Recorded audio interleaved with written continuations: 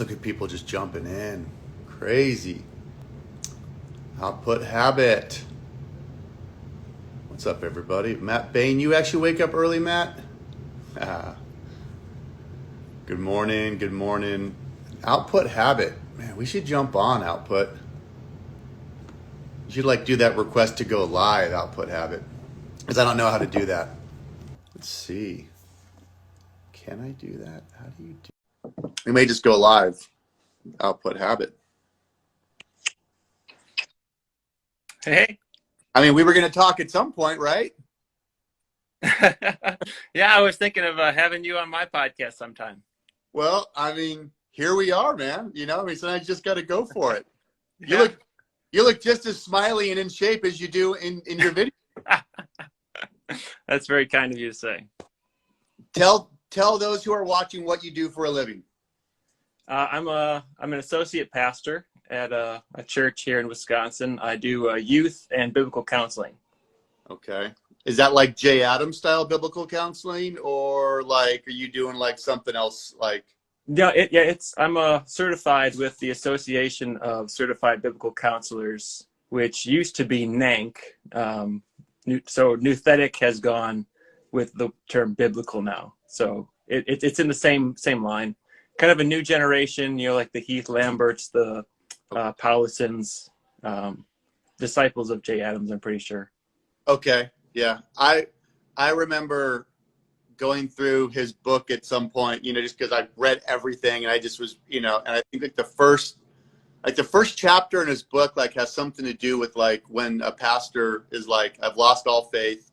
I don't believe in God anymore. None of this is real. But you know, and the answer was, you should probably take a week off. Like, the answer was, you're burnt out. And Yeah. And I think about that because just in my own career, when I get to that place where I'm like, I'm done doing this, I'm no good. I can't keep this going. You know, I'm not talented. You know, that project failed. And I always remember going back to just, and I was reading it more like, well, I'm never going to be a counselor, or I'm never going to be a pastor. And, you know, but reading that was that the most intense despair can just be, you're burnt out, dude. Just stop. You literally have, if you can't even process the most basic things, and that makes me think a lot about how people discuss mental health and what that category is now. But having that awareness, like and that's when I just go, okay, I'm clearly burnt out. I have to admit that. Right. Yeah, I remember even when I was younger, my dad saying, when he kind of realized, he was quoting somebody else. I don't know where he read it or picked it up, but he says, sometimes the most spiritual thing you can do is just take a nap. Yeah. And that's my thing, you know, but sometimes it's hard to reconcile, like, you know, even for me, like, but when you know you can't even fake it anymore and you literally have to go take a nap, you know, you sort of, you start to see where the burnout is, you know, which is probably like when I go on projects, that plane trip for me is just like, that's my nap, you know? Right. I don't even care if they want to mask me. That's fine. I just, you know, like I remember back in the day, you'd walk on plane and people used to just put the blanket, like people would just put a blanket over themselves and like sleep, you know? So, well, what else are you working on? So, I mean, obviously you're doing a lot of work on, you know, like, I'm watching you. What else are you doing? What are your hustles? You got side hustles? How are you kind of cranking away with all this stuff? Because you're communicating a lot, you know, and in a lot of ways, I don't see you communicating per se about ministry work. You know what I mean? So tell me what why you're doing it. Yeah. So I'm in ministry. I've got 5 kids, 6th on the way. And, you know, I just knew that in order to continue having the kind of family that I felt like we were led to lead, I had to find other ways to make money besides just relying on ministry. You know, you can only ask for a raise so many times, you know, when you're in ministry. So just finding other ways to hustle. I don't know. There's some people on TV that have no problem asking for a raise. I don't know if you. No, I got you. I got you. So I got connected with some really good folks who are in the Amway business, and were able to present that to me in a way that made sense.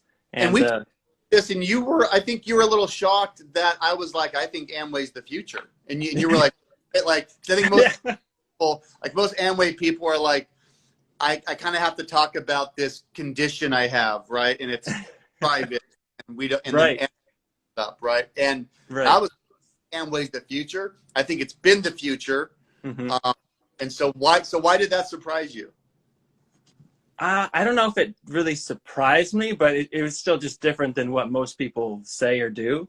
I think deep down, based on the things that I had heard you talk about on your podcast and things like that, that I was maybe had an inkling that you might say something along those lines, but Yeah. having to deal with so much negative perspective, you still just you hate to get your hopes up, when it comes to that sort of thing. Well, I mean, I think what's so interesting is Amway, and forget whatever controversy, as if no one's ever had an issue in their organization, Right, or right.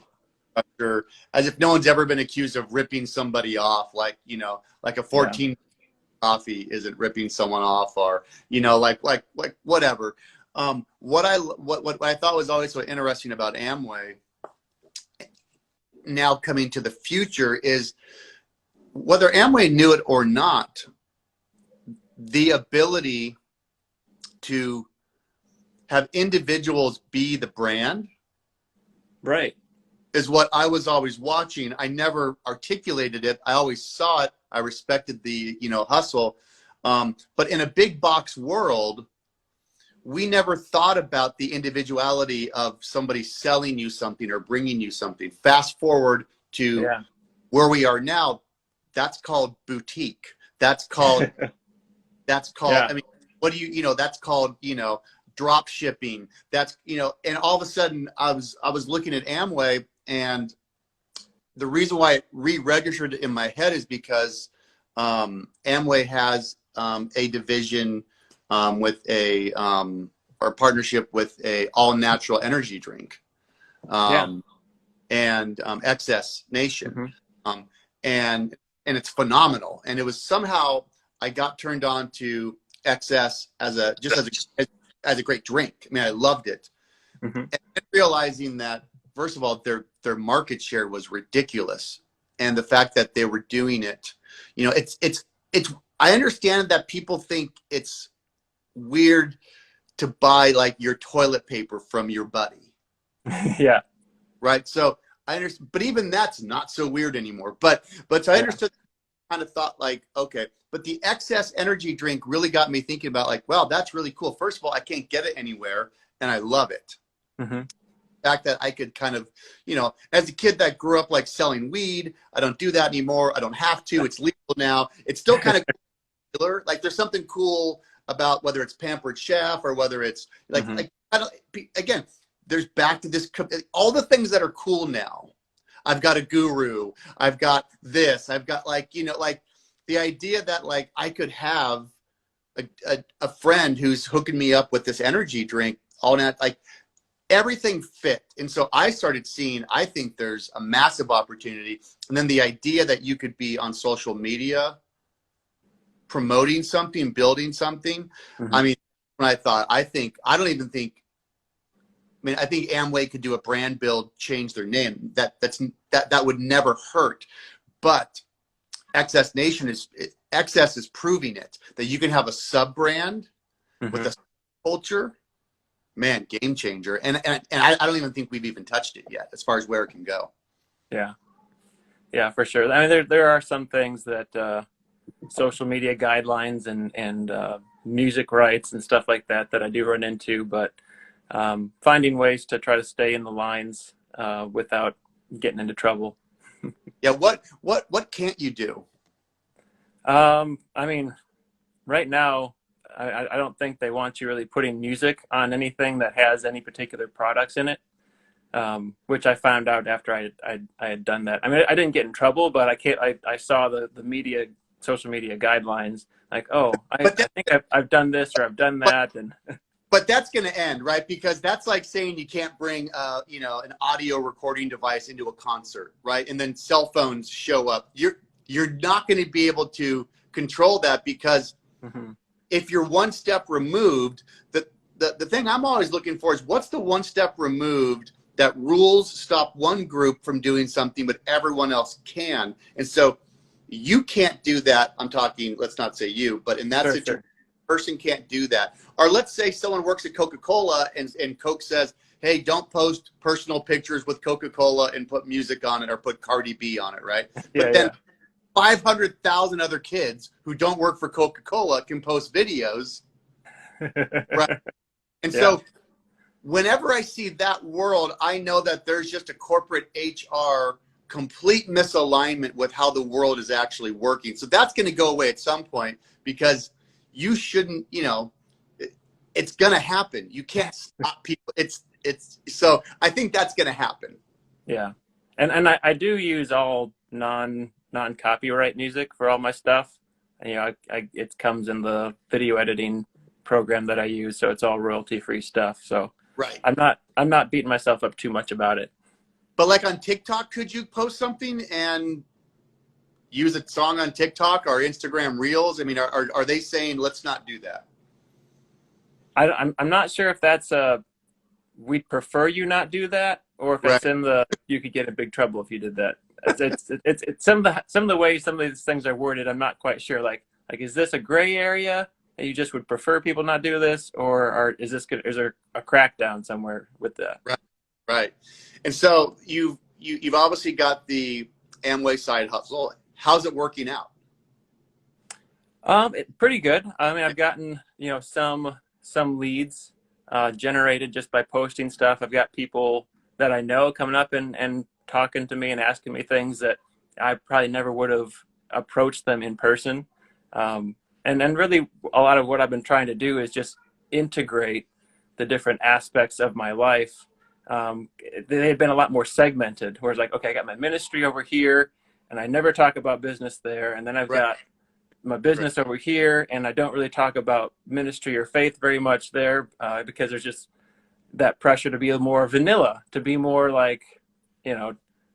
open to or be able to connect with, anybody and everybody. But, trying to get more specific, like, this is who I am. Like, I'm an obstacle course racing pastor who sells Amway Right. and has a bunch of kids. Right. Yeah. Exactly. So I'm just trying to like go all in on that and try to present that on social media. I have trouble keeping up with everything. I only have so much time to create and post content. And I only Hard. I only want to spend so much of my my ministry time doing that. I have been incorporating content creation with like the youth group and like the social media page that we have there. But when I'm at work in ministry and there's other people involved and they don't all want to be on camera, obviously I'm not going to be recording any of my counseling sessions and posting anything with that. So being able to create content. But if you could, wow. I know that seems crazy, Right, but right. I mean, and I know, and I'm not even pushing for that, but if you could, because I think if we could see counseling sessions, we would see ourselves so quickly. Yeah.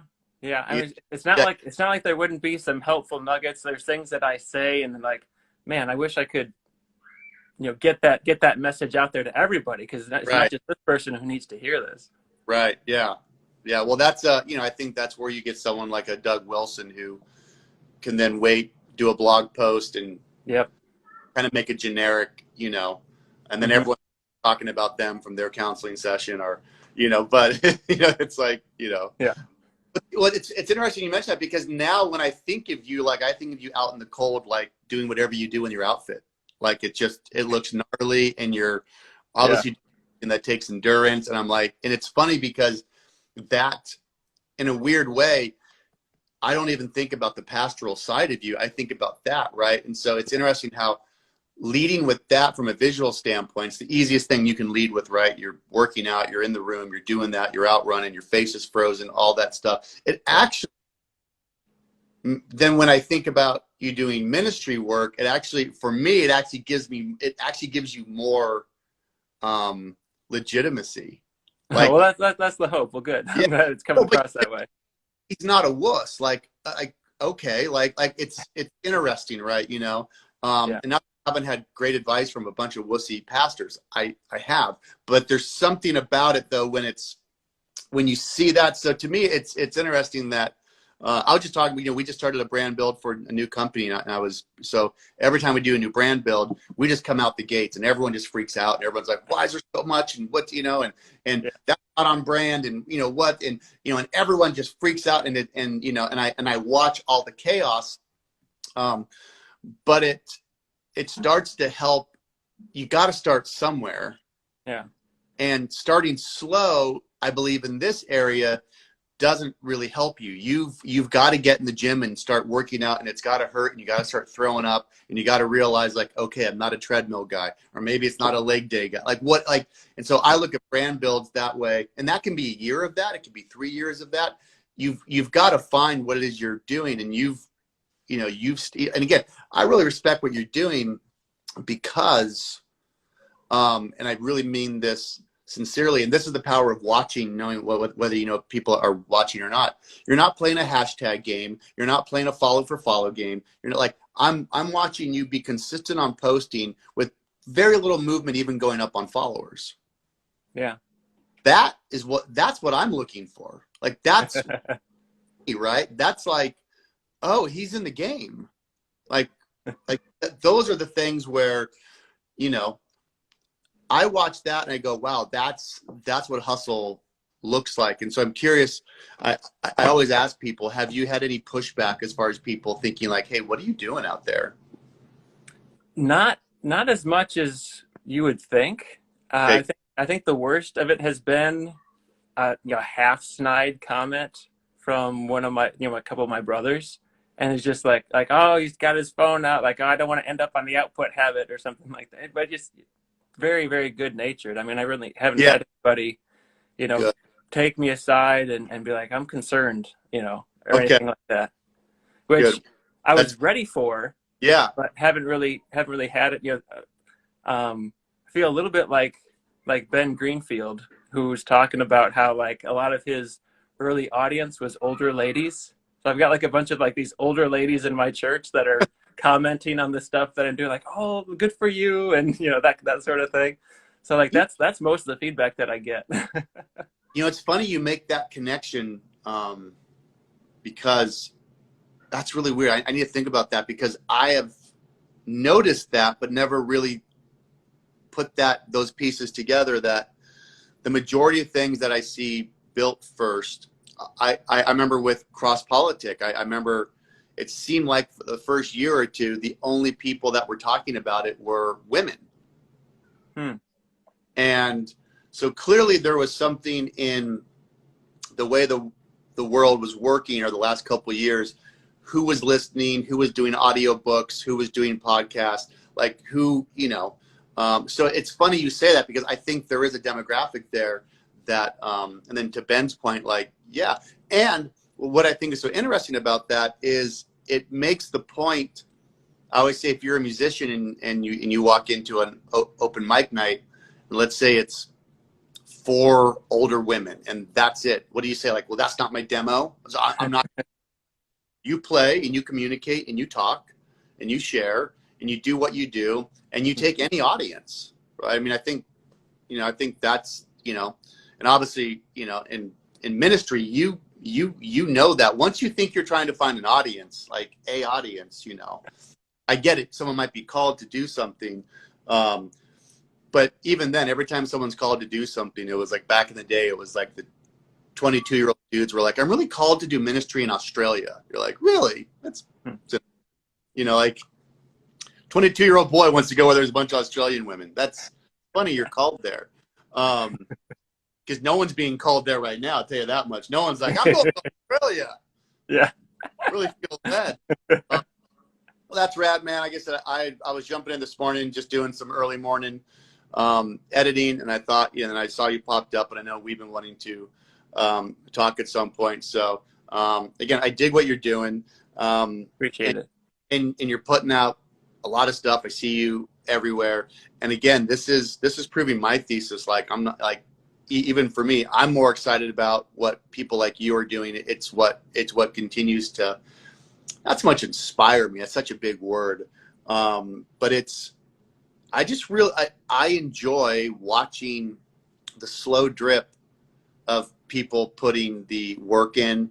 And because I think it takes a lot of humility to keep doing stuff like this without some 40,000 person following and all. Like to me, the real, like to me, this is the new blue collar. Like to me, the new blue collar is like, yeah, that dude's got 100 followers. That dude gets 5 likes and he's still grinding and he's still doing the thing. Like, and I'm learning about what you're doing. So just props to you, man. Hope everything continues to be awesome with what you're doing. Anything I can answer for you, or you want to pick my brain on anything, I'll give you the last word.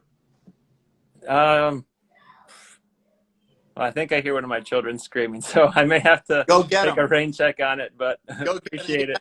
Thing, give me a buzz, okay? All righty, will do. Thanks, Darren. Have a great day. All right. I'm always fascinated with what's going on. But that was a great conversation, man. That's really cool. Output Habit. I mean, again, I've enjoyed watching him. Again, there's not a big following over there, and he's cranking out content. I love seeing what he's doing. I forgot that he was in ministry. I think of him as this like whatever crazy runner endurance dude stuff that he's doing. So JC's in Reno. You're in Reno? Did you move, or are you just trying to get some sun?